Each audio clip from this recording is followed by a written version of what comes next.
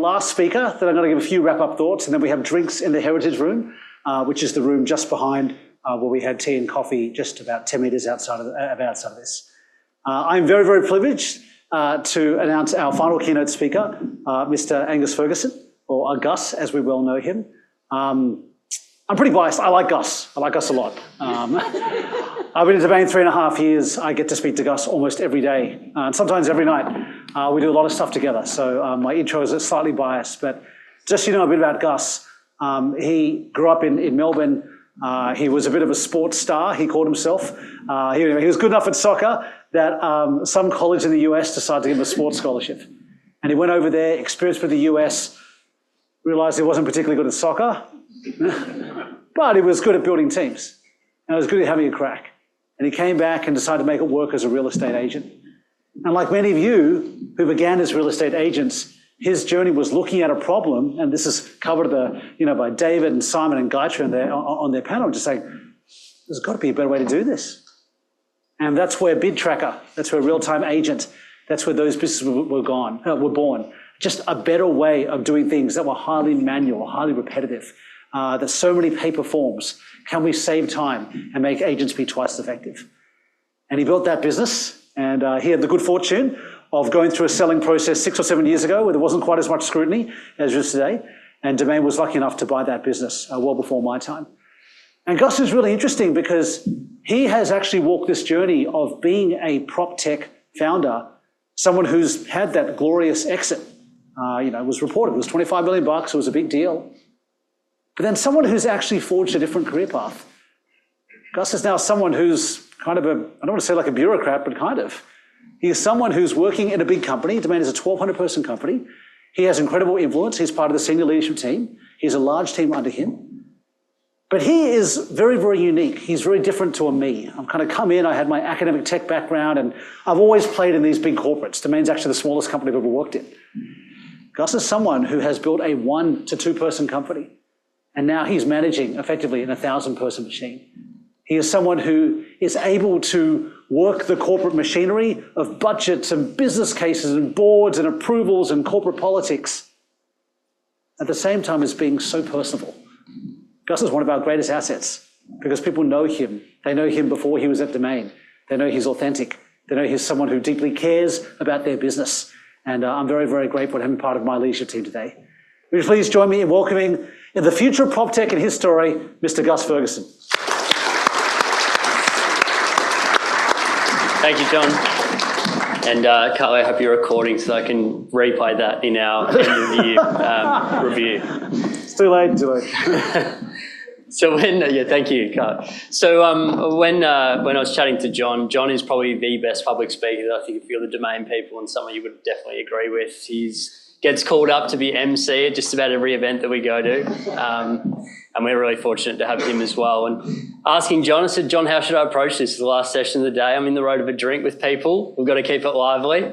He said, tell stories. You're pretty good at telling stories. So what I thought I'd firstly do is kind of give you a little bit of my background, then go into stepping into scale-up, kind of the inverse of what I see a lot of people doing, going from corporate, trying to get out, trying to go to startup. I've done the inverse of that. And my story, it started at Pride Real Estate. So as a real estate agent, small real estate business after I came back, thanks for mentioning that, John, as being a hack soccer player in the US. And I started a very small business in Prahran. But I was always very curious about technology, and in particular about why do we just do things the way we do. And so the product that was born out of that is every Saturday, which some agents still do, and I'm still trying to subscribe them to this, is the moment you sell a property, you had to call 4 data houses. You would call CoreLogic, you call Property Data, which is a Victorian-based one, you call REA, and you call Domain. And what happened was you would have to call up, give the disclosure of the property address and the price. You'd hang up, you call the next one. Do that 4 times, you do more auctions, you multiply that by 4 again. And so it was an incredibly inefficient process that we found out as we went through the process as well. Where we moved to, and I was trying to solve a problem for myself as an agent, was that we got into the rhythm of just staying really, really close to our customer and understanding their needs, but not losing sight of just because they do it the way they do it today doesn't mean that we have to do it through technology as well. The Henry Ford quoted, if I asked my customer every time what they wanted, they would have just said faster horses as well. Moving through that into the domain world and the acquisition, which I'll come to in a second. But the next one is, I'll cast you back to day zero at a startup. We are day zero, we've got our spreadsheet, we know how we're going to make $1 billion in a year, we're super pumped about it. We've figured out that it's going to be a very straightforward process. We've got our crayons, we've built our MVP, or done the designs for it at least. Me and my co-founder, Dan Portelli, we were doing everything from start to finish. We were the product design people, we were the CX support people, we were the sales team. We used to onboard customers, and many would relate to this, we would pitch people, we'd onboard them. I remember the first customer that we did, it was 200 agents. We wrote the training manual the night before we got there, and we onboarded all 20 officers, put a number up on the screen, said if anyone's done any mistakes or made any issues, please just call this number, get in the car, get a call, it's an agent, hey, I've made a mistake. You're the same guy who just did the presentation. Like, yeah, we do it all for you here. And then, of course, the state-of-the-art offices. We actually had mold on the top of the ceiling, so every hour we would have to go for a walk, you'd get a headache. So we were in good stead. We were looking good, is what I'm trying to get at here. So this is how we thought it'd go. Idea to exit, pretty straightforward. Didn't really consider, I was 23 when we started this business. Didn't really consider the life component of it, of what's the personal runway look like, what's that going to do to my personal life experiences? Do I actually have to compromise on other things? We just got straight into it. And this is how it actually went. And many would relate to this as well as Proptech startups. We launched, we got a ton of customers, we're getting a lot of positive feedback from clients, but actually we run out of money. So we're back to having to try and sell things that we've got in the house. I sold my car, I even sold my washing machine at one point. I got to the end of it and I was thinking, I have nothing left to sell in this house. I've got to go and find some capital and get some investors. And we went through that whole process. We had to go to the ACCC as well, not too dissimilar to David, to talk to them about what we were doing around data and to make sure that they understood thoroughly what we were doing to try and make it a benefit for the consumer as well as onboarded and came across many of the competitors along the way. And I guess what the point of this slide is that it might see on the surface that it's going really, really well, but underneath, you've got life, you've got things that you have to put on hold. You don't go on holidays for many, many years. And I know a lot of you can relate to this as well. But what did we do? We kept trying, we kept failing, and we succeeded. We beat the odds. Fail and fail fast was our philosophy. And the other one was 80% and ship it. Don't do it at 100%. Don't think that everything is going to be perfect. The reality is once you ship it, there will be things that you've inevitably forgotten about. So try and fail fast. The other big component to it was we were really fortunate that in the Victorian agencies, they've got a group of agencies down there. There's Jealous Craig's here today, that were one of them, who were shareholders in our business. What that allowed us to do is have a really competitive moat from day one. We didn't have the best product in the market, but we had a willingness to want to make sure that we were committed to the customer and we were committed to listening to them and to iterating as fast as we possibly could, but making sure that we served the bigger purpose of the business longer term.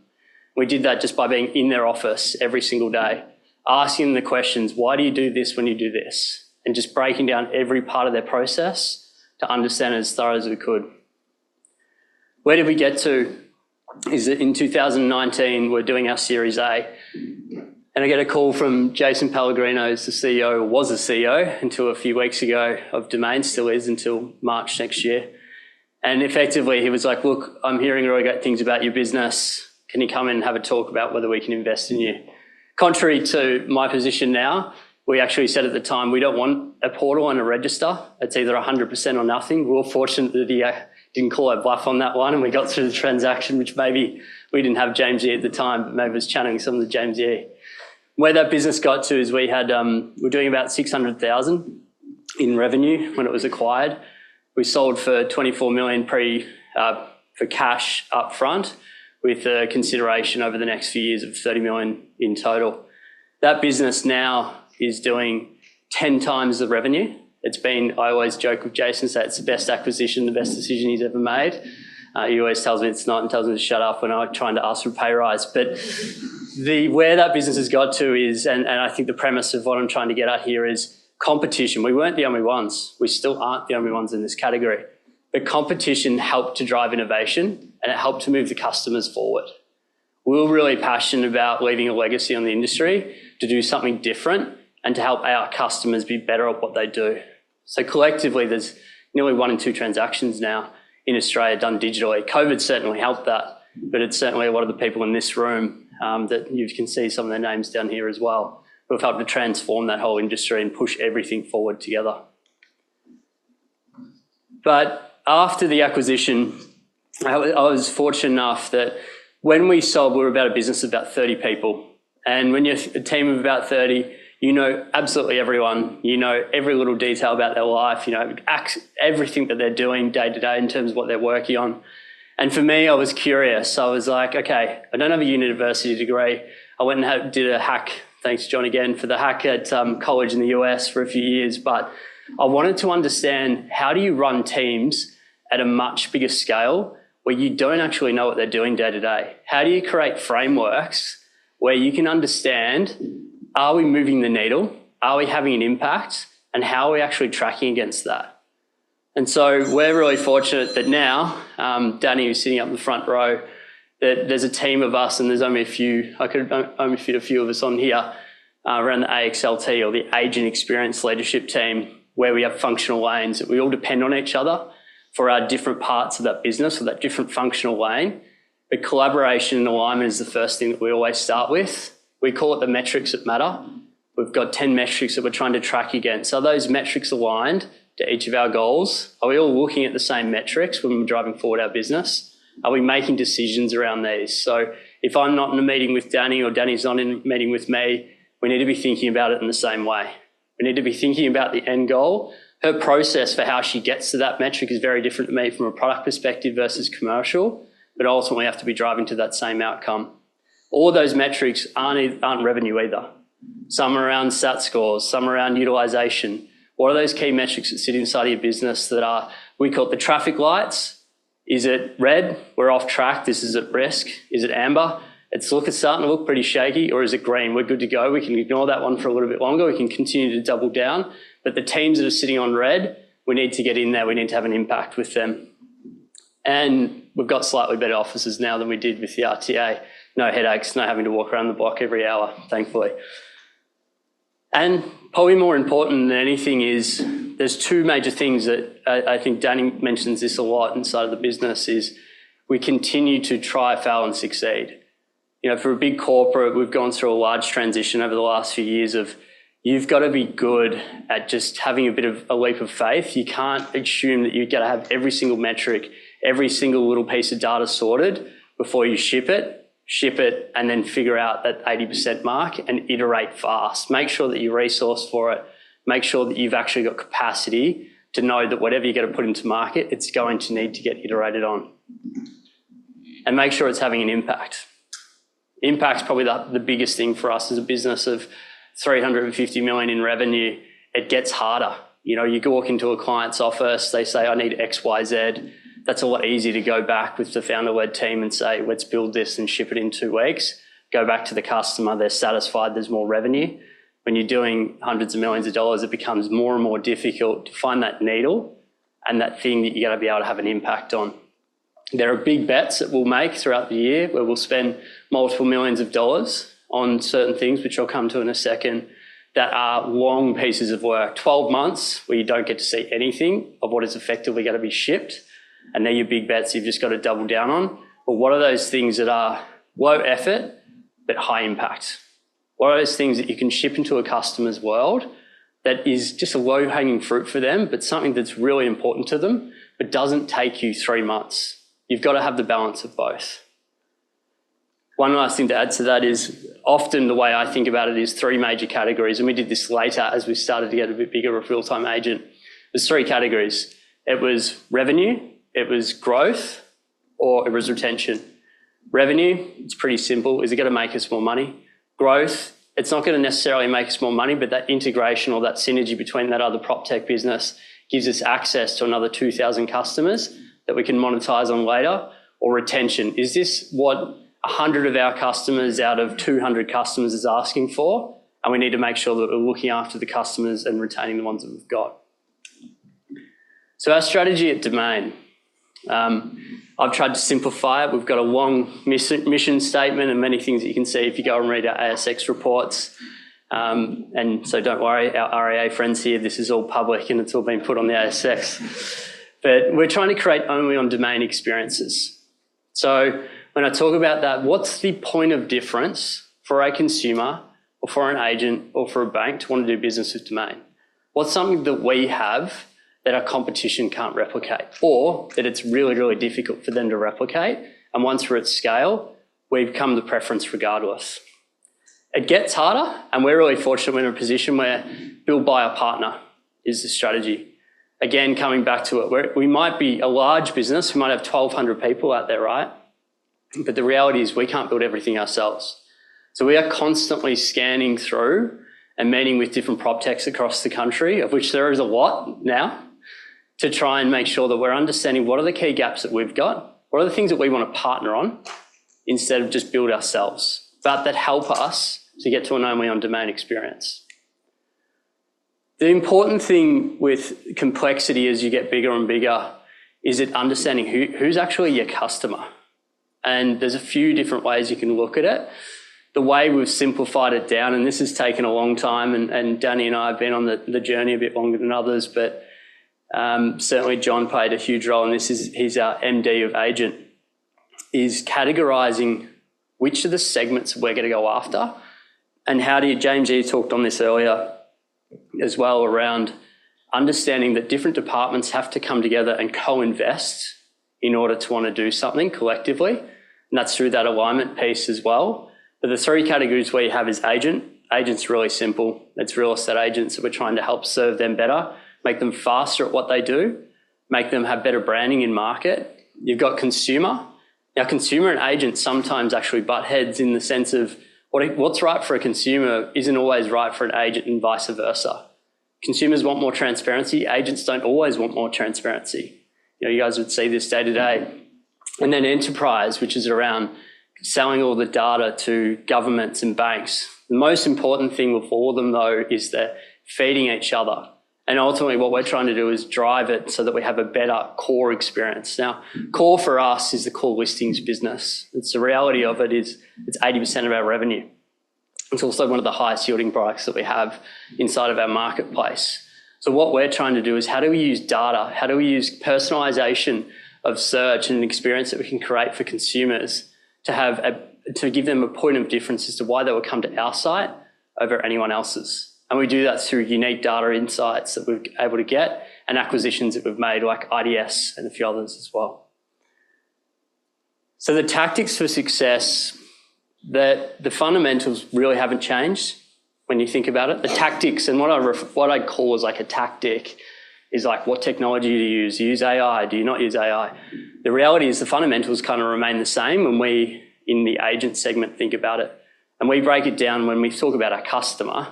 Our customer is 4 people in that segment. So it's an agent. What's in it for the agent? What's in it for the agency? What's in it for the vendor? What's in it for the buyer? The reality for us is actually that the agent is our sales force. They go into every living room across the country and they're pitching our product and selling our product to a vendor to actually demonstrate value as to why they should list on domain. So we want to make sure that every vendor has a reason why they get a list with us, as does every agent, agency or buyer as well. The way we separate it out though is kind of into 2 segments within that. And one is around marketing solutions, which I'll come to in a second. And the other is around workflow.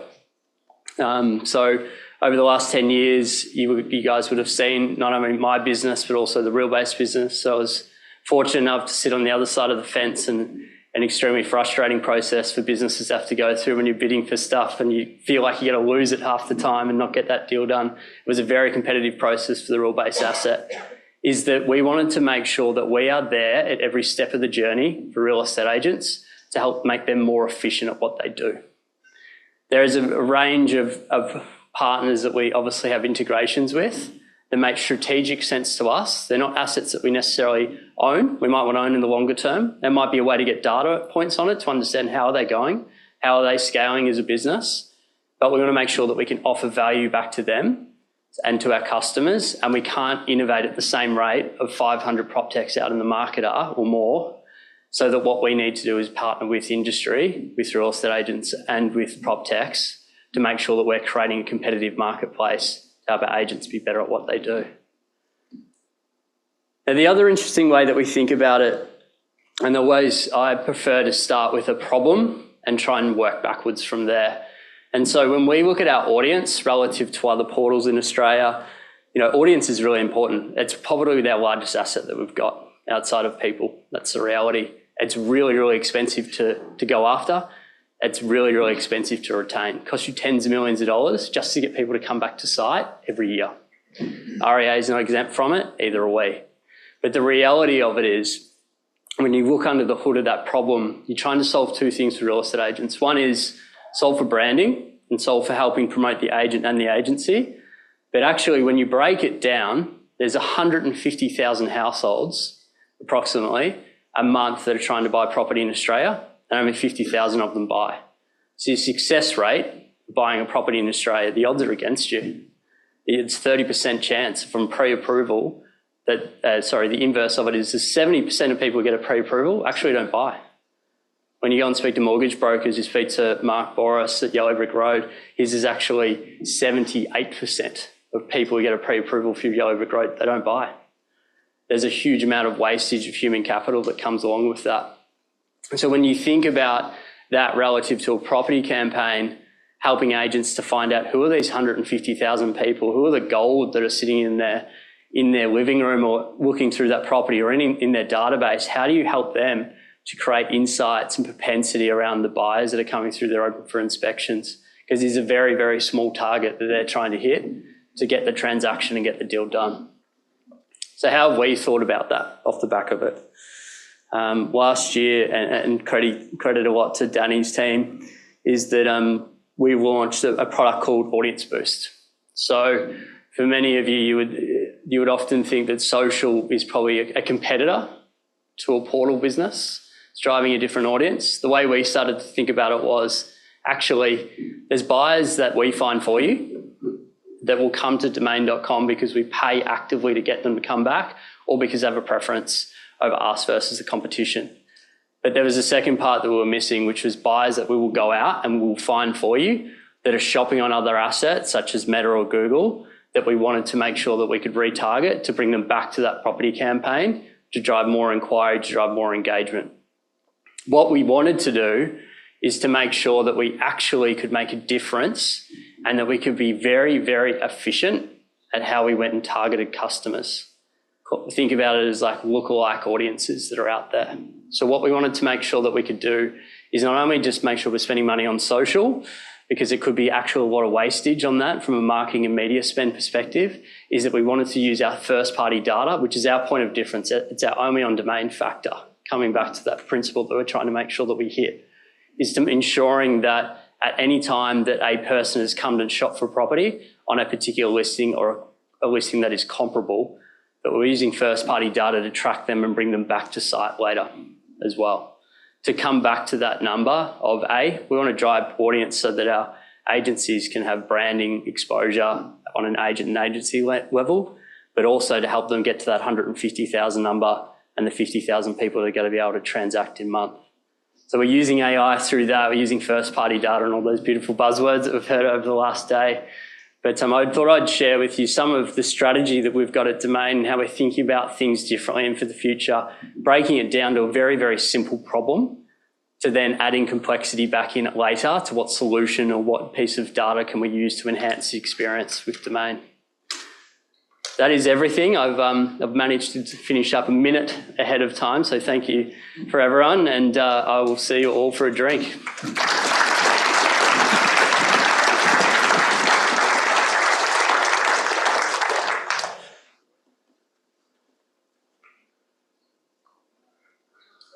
He's up. He's coming. Sorry, guys, I'm just loading my slide. Gus, can you possibly string out time for a few minutes by taking some question? Even if Danny has to concoct a question to give you. Danny, make it a hard one if you can. No, don't do that. Has anyone got a question for me? Or, yep. Gus, thanks Yep, Gus, fine. Peter here, co-founder CTO of Land Now. They're a real-time shows I did not notice. and only real-time marketplace that brings greenfield land developers and builders together. And we have currently, we're live. We have currently transactions being performed on our platform. So we, as a marketplace, we also struggle with understanding who the customer is. You mentioned there around your two different personas. What was it? The agency and the consumer. For us, we have something similar. We have the builder and we have the developer. How do you go about deciding which feature or that balance of who you cater for? I have a certain belief about this, and we debate it quite a bit about who our customer is, who should we target. For me, the builder, who is our buyer or consumer in analogous to domain, I think that's who we really should be focusing on. Obviously, without ensuring that the merchant or the vendor has been taken care of as well. But they're always going to be there if the eyeballs are there, if the builder is there, if the buyer is there. So I just wanted to see what your perspective was on this and your experience in that space. So it's a good question. And with any two-sided marketplace, you always have the struggle and the reality of you've got to make sure, same as Uber, you've got to make sure you've got the riders and you've got the drivers. You've got to think about it. Our way, we're fortunate that we're at a fair bit of scale. So we have a relationship with just about every real estate agency in the country. We also have a lot of data around what are we doing around price, for example, how are we performing in a particular suburb, in a particular zone to decide what we're going to do around price. Now, the thing for us, first and foremost, is you need to have listings in order, which is where does the listing come from? It's the supply side. So supply actually drives demand. So how we'll often think about it is, first and foremost, we need to make sure that we're getting every listing on site so that when a consumer comes to us, they got to see every listing that they could otherwise see anywhere, or they got to see more. So what we first make sure that we're doing is ultimately best product always wins, right? Over time, you look at any startup or huge business that's scaled in the US or wherever it might be, best product always wins. You've got to figure out at what point can you introduce commercialization around it and understand what are the value pools that sit within it. Who are you actually going to be able to get the money out of in the short term and the longer term without disrupting the whole marketplace as well? There's businesses in the US now that on the real estate portal side looking at charging consumers and trying to monetize on mortgages and all kinds of stuff. No one's actually got it right yet, but everyone's trying to get to it. Anyone else? Gus, I've got one. Go. What was the biggest shock or difference from going from running your own show to being at Domain, and how did you deal with that? Good question. I remember the first day when I came in to Domain, and so what happened is we merged our business in at the end of the earn-out period. We decided that RTA would become of what's called an agent solutions or workflow solutions business that I'm fortunate enough to go and run. There's a team of about 100 people cross-functionally, and the way I tried to approach it was the same way I'd approach the startup, which is I'm going to be in every meeting, I'm going to be a part of every decision, and I'm going to make sure I know everyone and be across absolutely everything. And I got about 6 months in and I was like, why am I so tired and burnt out all the time? And I quickly realised that the way in which you have to conduct yourself and you actually have to build out those teams is hiring a really great leadership team is far more beneficial and has far more impact than you trying to be in every single meeting and every single decision in the business. How are we going, John? Any more questions? Oh, one up the front.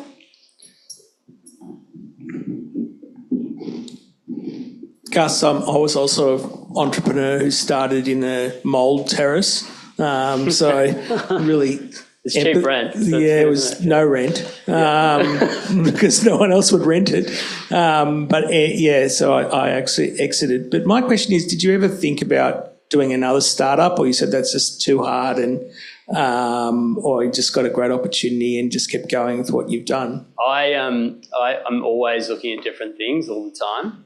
My thought process is what I do for fun is build pitch decks of different business ideas. I've got like solar panels on lawnmowers to get the carbon footprint down, all kinds of random stuff. Often ignorance is bliss though, and not knowing stuff as you get into it is actually better. And often you sit there and go, that won't work.